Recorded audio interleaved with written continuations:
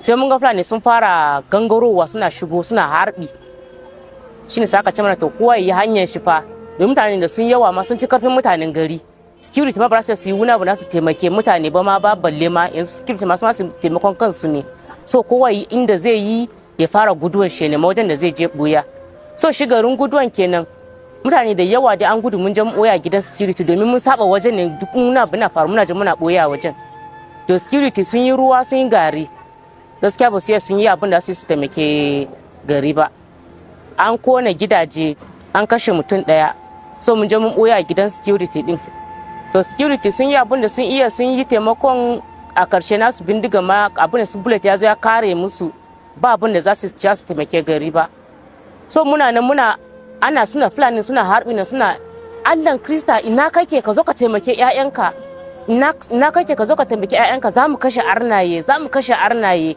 mu shuru muna na cikin ɗaki. How will you justify a situation where the terrorists will be shooting the people sporadically during attack and they are shouting, "Where is Christian God? Let your God come and save you"?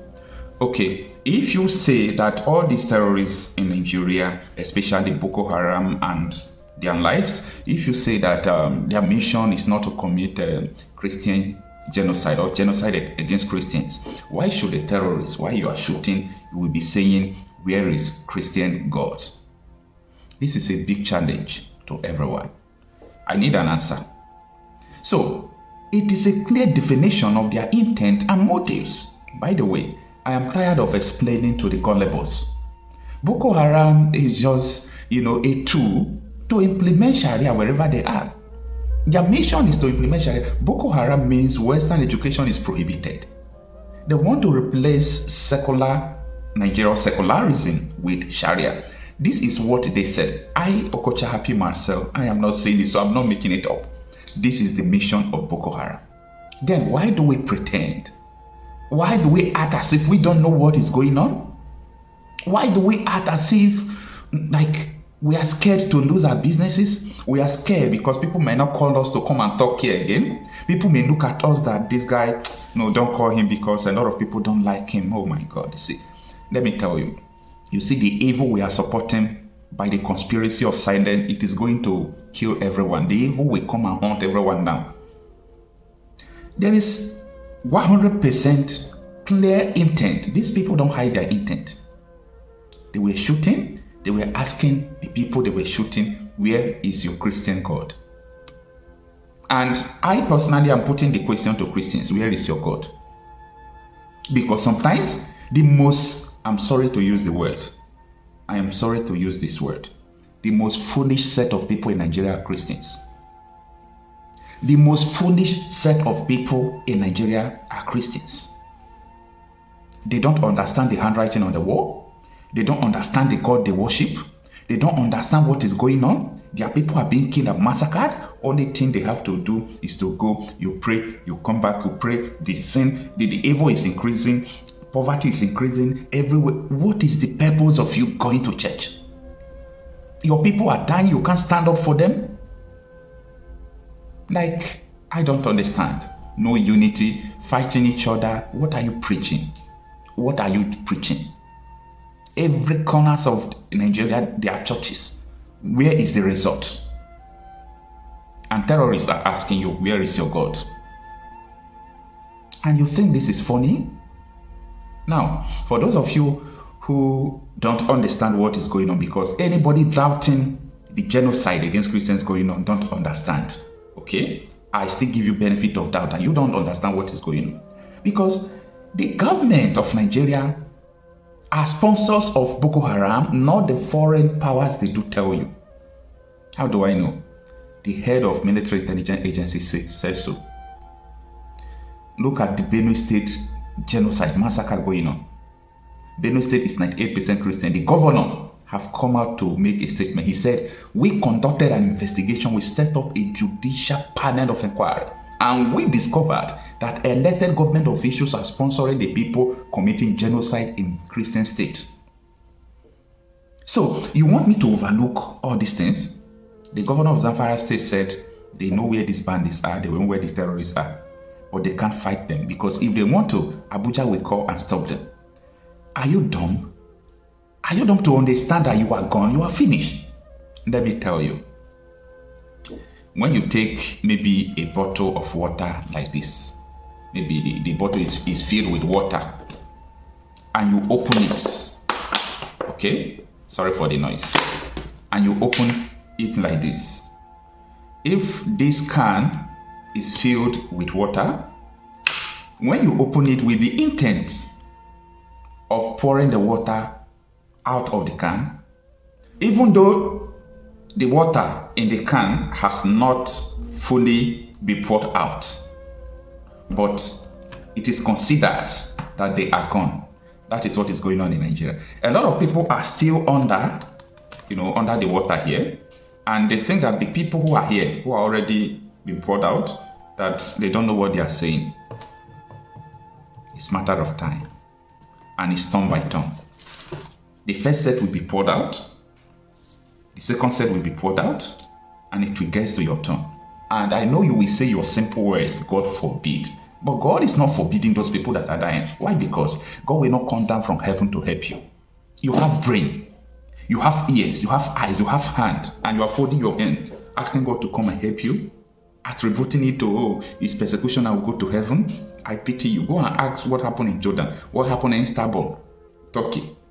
Go and ask them. There were more fortified Christians than Nigeria. Now, as I said, I'm not making this up. Boko Haram vowed to Islamize Nigeria. They vowed to bring Sharia to Nigeria. And Boko Haram was appointed commissioners. They are in the military. They are in Aso Rock. They are everywhere. So what are you talking about? What are you people talking about? Do you know what you are saying? See, every now and then, I will continue to tell people to listen to Kunde Olawumi. Every now and then.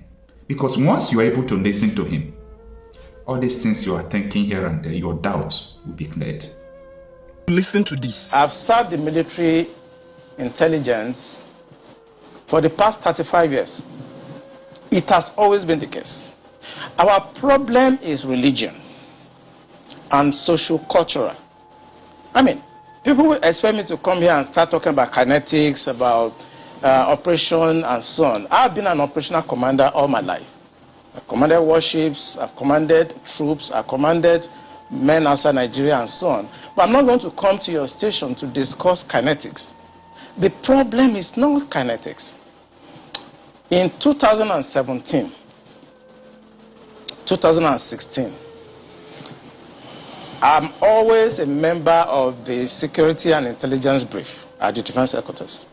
I told them, General Lawrence Shakin then, that the challenge we have in this country cannot be solved the same way we solved the problem of Niger Delta.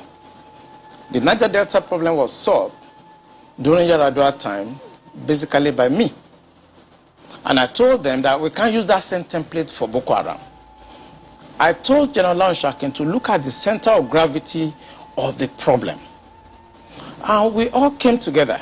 I was made a member of the committee, including Atahiru that just died was a member of that committee in 2016, 2017. And we came to a conclusion after several arguments. Okay. And the arguments were three.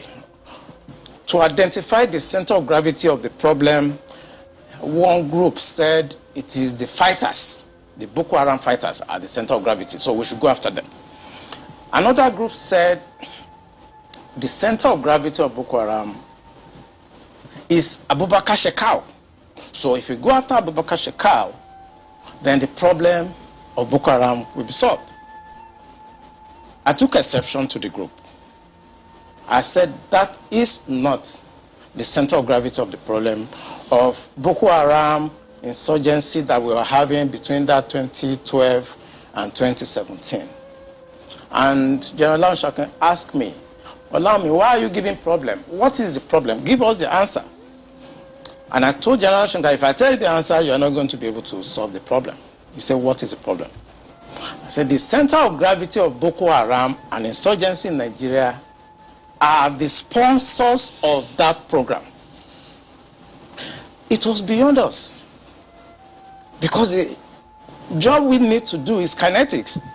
Fight, destroy places, resolve issues. Yep. But we cannot resolve issue of sponsors of Boko Haram that were in Buhari's government, that we know them. When you say we, who? I was in the military intelligence. And the defense headquarters staff that I work with, they know. And that was why we couldn't pursue that aspect that could have resolved that problem. Because you need to arrest people. And recently, 400 people were gathered as sponsors of Boko Haram. Why is it that Buhari government has refused to try them? So the government knows sponsors of Boko Haram? Of course, it's in the news. In April this year, the government said they have arrested 400 Bureau de Change related, people that were sponsoring Boko Haram. They told us. And Abu Dhabi also helped us to arrest few Nigerians. Tried them. We know them. Why can't this government, if not that they are partisan, and they are actually part of the charade that is going on, why can't they bring those people out for trial? So the Bureau de Change operators on the one hand, but you particularly said people in government. Are those part of the Bureau de Change, or those people that you say are in government are still there, government is aware, and government is condoning them? The people I mentioned that are in government are not these ones they just arrested. You remember this Boko Haram issue started since 2012. Yeah. And I was in the military intelligence that time. We arrested those people. It is my organization that actually conducts interrogation and interview.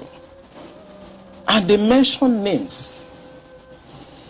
I mean, I can't come on the air and start mentioning names of people that are presently in government now that I know. Presently in government. That the boys that we arrested mentioned. Some of them are governors now. Some of them are in the Senate. Some of them are in Aso Rock. Why should a government try to cause this kind of embarrassment and insecurity to the sense of what happened yesterday?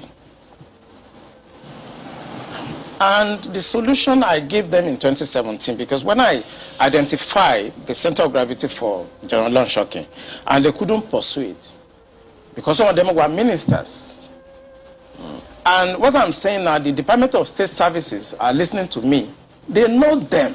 Yeah. Commodore. So the solution I gave them was that if we can't pursue the policy strategic level, because the people that we need to talk to are also, going to be difficult to deal with.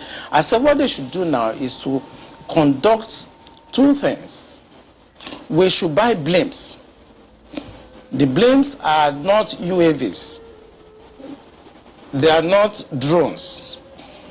Blimps are equipment that can fly up to 10,000 feet, 30,000 feet. Okay. Static if you want, mobile if you want, and they carry a lot of payload. We saw them in Afghanistan. We saw them in Kenya. This will be something that can give us real-time intelligence, and we can know where these bandits or terrorists, where they emanate from, when they finish operations that they've done, where they go back to. Okay. Well, they did not buy this equipment up to. No. Okay, you said quite a number of things. Let's pick up on some of them and see if we could make some, if you could shed some further light on some of them. Since 2012, I mean, you've been in operation, as you said, ever since that time. You questioned several people. And some people were identified at that time. Did the government at that time try any of them? Or were any of them also in government at the time? No, the government did not try any of them, and the defense headquarters where I worked then did not pursue that line of operation because it's beyond them. The defense headquarters, actually, when you look at the defense structure of Nigeria, they lie within the policy strategic level, but basically they are operational guys. So when you have policy problem, then they cannot go beyond their masters. They can write intelligence report and say this is what is going on. And we've seen that the present government know what is going on. I'm sorry, is this a policy problem? I mean, the laws are clear. If someone is said to be involved in something as devious as this, the laws are clear. This person is meant to be arrested, questioned. I mean, it's quite clear. So is it a policy problem? We have the laws. So what is stopping the security agencies from actually enforcing the law, since that's what they are? I think what is stopping them is like when you are a member of a church and your pastor have decided to be at a certain level of spiritualism and you're a member of that church, you cannot be higher than your pastor. Okay. Spiritually, you can't, no matter what you do. So this is the same religion you spoke about? Yes.